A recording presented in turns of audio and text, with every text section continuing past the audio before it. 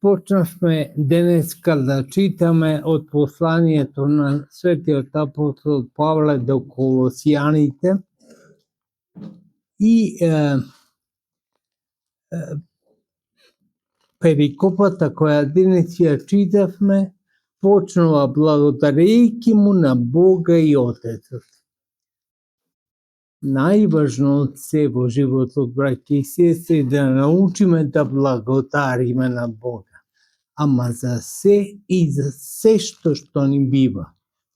Затоа човек кој не научи да благодари, тој стално нешто му недостига. Ова што денеска го служиме се вика литургија или со друг збор благодарење на Бога. Токму ова да го исполниме, што не го вели апостолот, да му благодариме на Бога за се.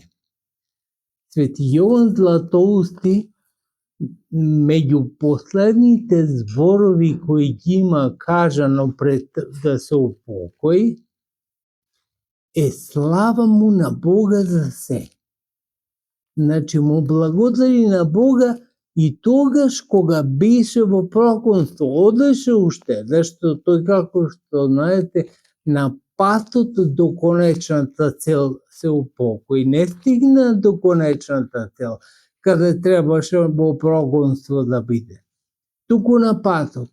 На патот ги кажува овие зборови. Слава му, фала му, благодарност со други зборови на Бога за се. Зашто на Бога му приличи да се да му благодариме, не само за добрите работи кои ни се случуваат, а често пати многумина не се навикнати ни за добро што им се случува да благодарат, а камоли за нешто лошо. Кога се случува нешто лошо, човек мисли дека тоа стално е извор на нешто уште полошо. Меѓутоа не мора да значи. Господ преку лошото не прави на добри битија, затоа што прво знаеме да го разликуваме доброто од злото. Иначе ќе останеме неискусни заедното. Ако Господ не ни го даде и злото да го вкусиме, и лошото, значи да го вкусиме, ние не ќе знаеме тоа какво е. Затоа за се му благодариме на Бога.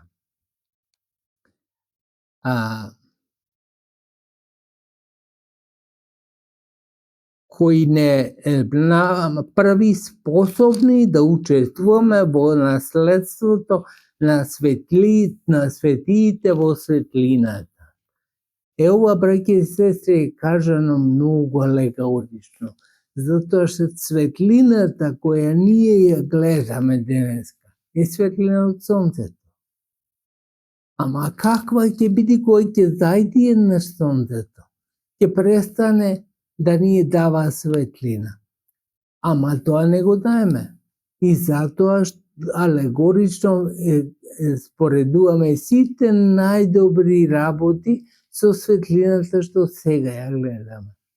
Светлината ни е патокас на некој начин и кон доброто. Или споредливо. Ја споредуваме светлината со добродетелта. Затоа што немаме нешто подрагоцено од светлината.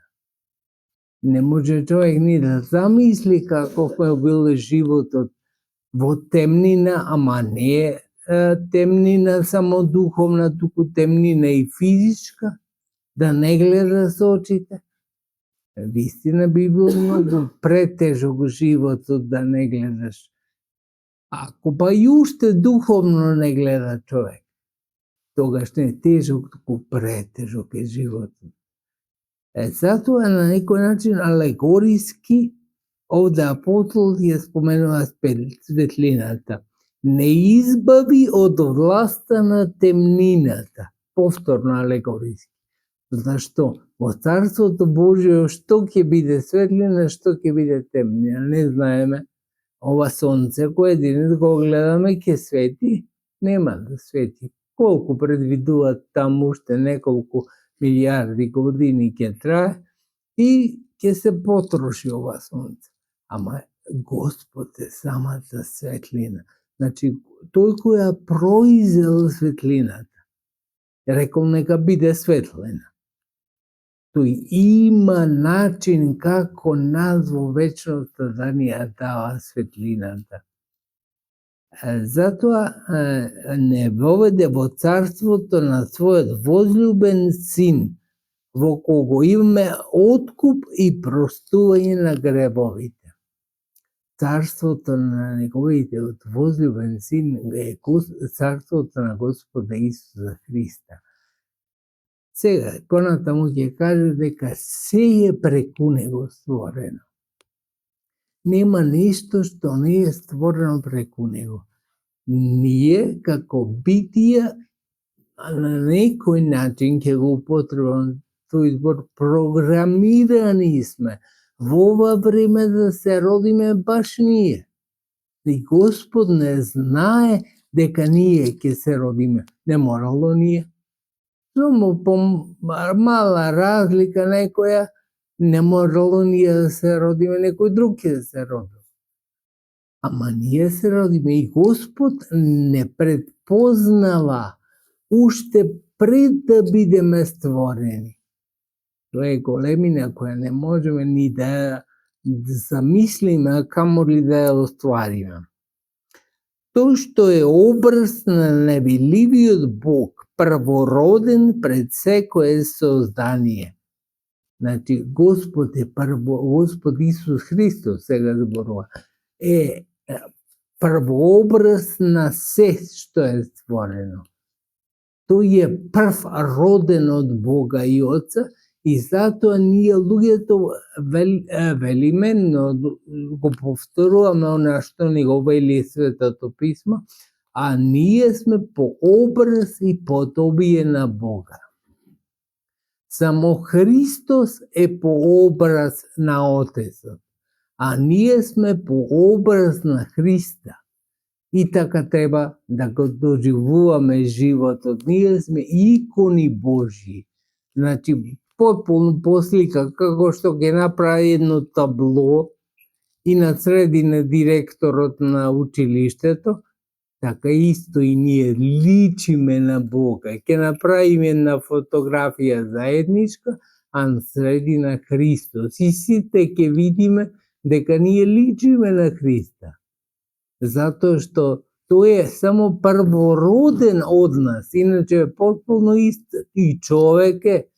Значи, Бог е секако, ама и човек постана, за да не искупи, за да не спаси сите нас. Бидејќи преку него е создадено се. Пазите, ништо, значи не е Господ Отец да создал нешто и да не знае неговиот син. Ај, ќе створиме ова планина, онде кај Плетвар, и Господ Христос да не знае. Не, туку ќе се советува се Тројца, ајо да се подигни планина, не знам, 2000 колку метри е таму. Добро, вели, и се согласува се да Тројца, се согласуваат на иницијативата на Отца и Синот и Светиот Дух. И се прави се во таа согласност. Така треба животот да го живееме во согласност со сите. Значи, најголем хендип ќе гледате во овие модерни влади, особено овде кај нас, која нема се уште потполно демократија, е токму тоа што на крај тие што имаат моќ си прават без да се консултираат со другите. Поголема моќ, браќа и сестри, од Господ Отец никој нема, ама тој се советува. Гледате, сами се советува со Синот и со Светиот Дух. Да го направиме ова, да го потикнеме тоа, да го успееме тоа, тоа му е начин на постоење на Светата Троица. Бидејќи преку него, како што рековме, се е создадено што е на небесата и на земјата. Видливо и невидливо, и се што гледаме и се што не гледаме. А што не гледаме, понатаму ќе ги направи било престоли, било господства, тие се ангелските чинови, не ги гледаме. Тука се не им треба на столицата седат, стојат простом или, ама тука си и престоли, и господства, и власти, и херувими, и серафими, сите 9 ангелски чинови, ама тие ги створи Господ. Не се тие само постоечки, од себе сами создадени. Господ го направи тоа. Се е создадено, вели, преку него и за него. Тој е пред се и се одржува во него.